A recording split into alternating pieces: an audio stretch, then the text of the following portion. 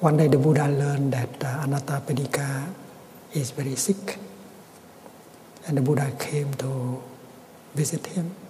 And after that he appointed Sariputra, his beloved monastic disciple, to take care of Anathapindika, because they are very close friends. One monastic and one lay person, very close to each other.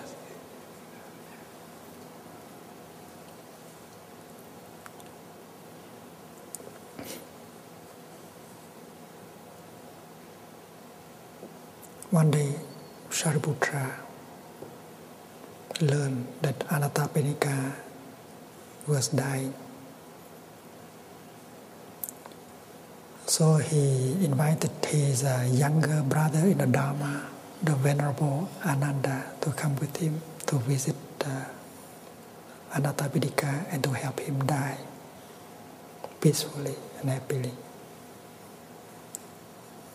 When they arrived, Anathapindika tried his best to sit up, but his strength betrayed him. He could not sit up. Shariputra said, "Dear friend, stay on your bed. We will bring 2 chairs. We sit very close to you." Then after the 2 monks have seated, Shariputra asked this question, "My dear friend, how do you feel in your body? Is the pain in your body increasing? It has begun to decrease?" And Anathapindika said, "Dear Venerables, it does not seem that the pain in my body is decreasing. It is increasing all the time. I suffer very much." And when Shariputra heard that, he decided to offer a guided meditation in order to bring the level of pain down. And that is the practice of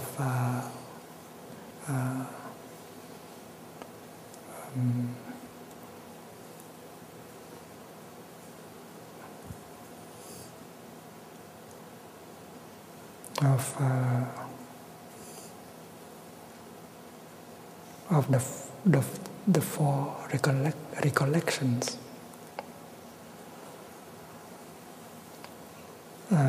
Let your mind dwell on 4 subjects. The Buddha is a subject, the Dharma is a subject, the Sangha is a subject, and the mindfulness training is a subject. Shariputra is one of the most intelligent disciples. He knew exactly what Anathapindika needs. If he can bring the mind of Anathapindika focus on the Buddha, the Dharma, and the Sangha, well, the pain in his body will decrease. Because he knew him so well. He had taken a lot of pleasure serving the Buddha, the Dharma, and the Sangha. Every time we think the Buddha, he feels happy. Every time we think of the Sangha, he feels happy. And he is a family that practice with the Buddha. There was one time his boy did not want to come with him to the Dharma talk. So that day he pretended that he is sick. And he asked his son to go to listen to the Dharma talk and come back to tell him. And he said, "My son, just remember one sentence, that is enough. I give you 1,000 rupees.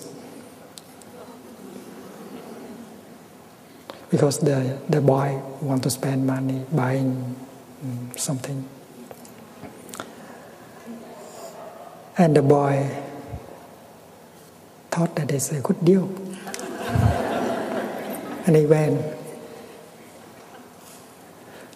And he spent most of the time playing outside. But he managed to listen a little bit and he memorized one sentence. Next time he came in the beginning.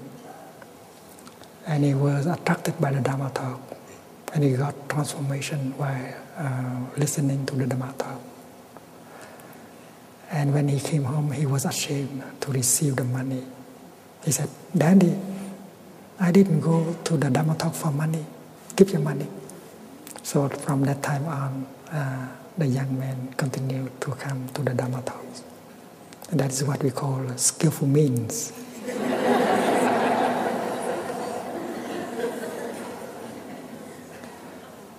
You know that there are many Vietnamese parents living in America. It's very difficult to raise them in a new culture. And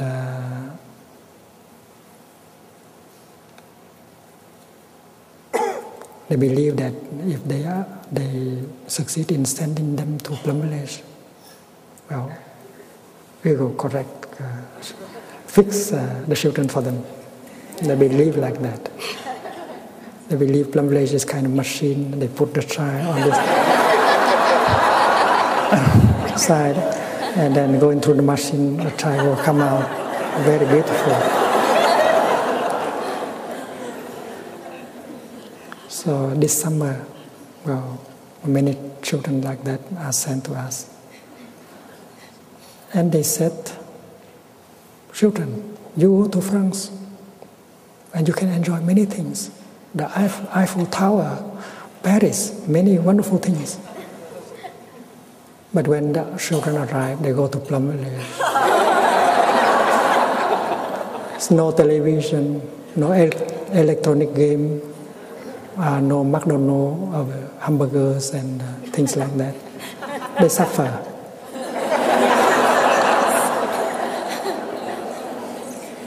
And poor monastic brothers and sisters, they had to handle that group of children. Like this one, he had to play with children. He speak English, so he know how is life in Canada, in America. So after a few weeks, the children got used to the way of life in Plum Village. And they survive without television and other things. And that is, I don't know whether I can call it skillful means or not.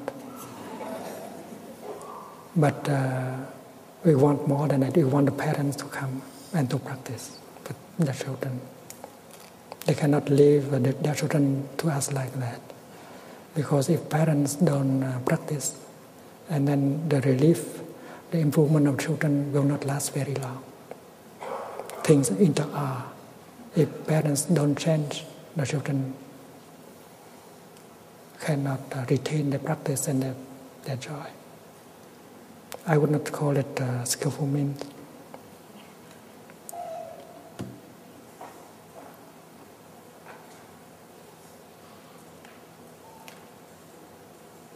And together, the two monks and the dying person practice the recollection of the Buddha. They focus their attention on the Buddha. And yesterday you have heard the chanting on the four recollections. And the four recollections, the text is printed in the Plum Village chanting book.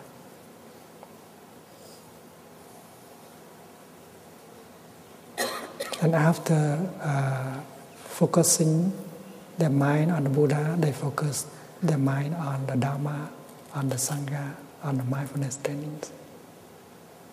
And after that, Anathapindika felt much better. And he was able to smile.